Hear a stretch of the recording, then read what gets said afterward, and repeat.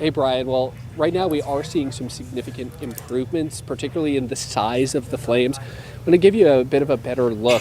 Right now they're shooting up maybe about 10 feet shorter than they were just about 20 minutes ago, and some of the smoke we're seeing is much more significantly gray, white. That would start to signify that there is a lot of work being done to knock down this fire. Certainly with the number of first responders and firefighter vehicles, there is a lot of work going in to put out this raging blaze. But the change in the color of the smoke is one of those key indicators that there is some significant progress being made.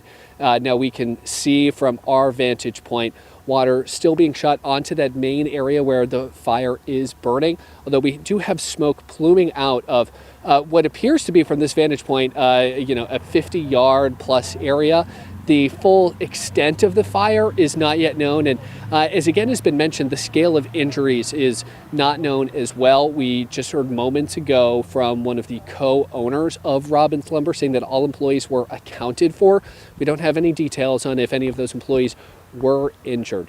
But as we stand here on top of a nearby hill at the intersection of Route 131 and Ghent Road, and again, Ghent Road is where that main entrance to Robbins Lumber is. That's where we can see flames starting to change color, or smoke starting to change color, and flames starting to shrink down in size, although it still seems to be a ways away with the scale of the fire from fully being knocked down. That would partly be why we're seeing so many firefighters in this area. And we'll continue to give any information as it unfolds. Brian.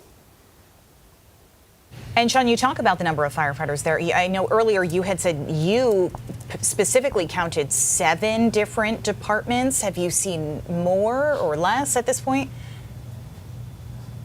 Yeah, it's only increased. Just moments ago, we saw Liberty as well with their tanker coming in.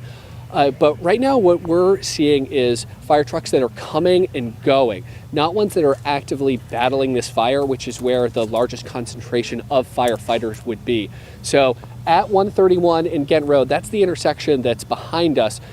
Ghent Road, about 200 yards down that hill, that's where the entrance to Robbins Lumber is. Outside of that area, there are about a half dozen police vehicles that are entering, and firefighters are entering through that area to then go and access the fire. So anytime we're seeing trucks come and go, that's where you start to see some progress. And again, you can see a tanker pulling in right now as we speak. That's just one of the likely dozens of departments that are responding.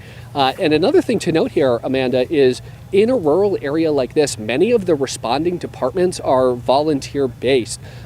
So that would indicate a smaller number of firefighters, as well as them being also available to respond and nearby to get to something like this. This wouldn't be in a place like Portland or Bangor that have very large full-time departments. It's largely volunteer in this area, aside from some of those larger communities in this region like Belfast. But certainly, your Lincolnvilles, your Liberties, those would be volunteer fire departments, all of which are responding in major numbers to this scene.